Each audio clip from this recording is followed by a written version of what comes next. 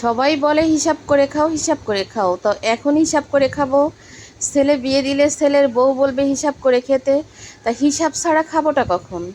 তো এই জন্য আমি মনে করি আমার বুদ্ধি থেকে যেটা আসে, যতদিন নিজের হাতে সংসার থাকবে ততদিন যখন যেটা মন চাবে তখন সেটা করে খাওয়া উচিত। কারণ রেখে তো ছেলে মেয়ের জন্য তো রেখে যেতে হবে। তারপরে হচ্ছে নিজের কিছু চাওয়া পাওয়াও কিন্তু পূরণ করতে হবে, কারণ এখনই সুযোগ, এখনই সময়।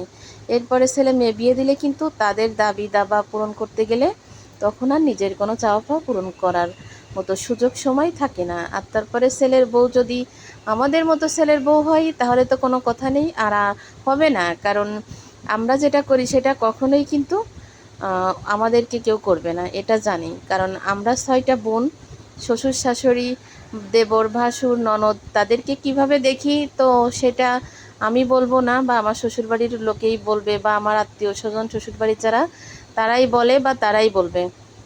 তো আমরা 6টা বোন যেমন হয়েছি, আমাদের বোনের ছেলের বউ বলেন বা জামাই বলেন, আমাদের মনের মতো কিন্তু হয়নি। তো এক একজন এক এক রকম হবে, মনের মতো না হওয়াটাই কিন্তু স্বাভাবিক। তো যাক, আমি যেটা মানে মনে করি যে আমার যেটা যখনও করতে মন চায় আমি কিন্তু সাথে সাথে সেই জিনিসটা করে ফেলি।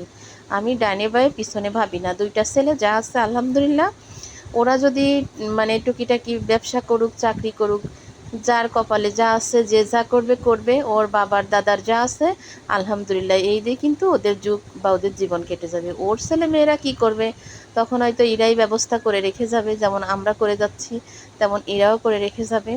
তো মন চাচ্ছিল অনেক দিন থেকে কিন্তু একদম এই নরম খিচুড়ি খাওয়ার জন্য। তো এইখানে হচ্ছে 1 পট মুসুর ডাল দিচ্ছি, হাফ পট ছোলার ডাল দিচ্ছি, আর হচ্ছে 1 পট পোলাও চাল দিচ্ছি, 1 পট হচ্ছে আলু চাল দিচ্ছি, দিয়ে কিন্তু গড়ে সব কিছু মিলে 1.5 পট ডাল 1.5 পট চাল মিলাই কিন্তু কলিজা ছোটো ছোটো করে কেটে, কলিজা ছোটো ছোটো করে এত মজার একটা খিচুড়ি রান্না করেছি, বিশ্বাস করেন।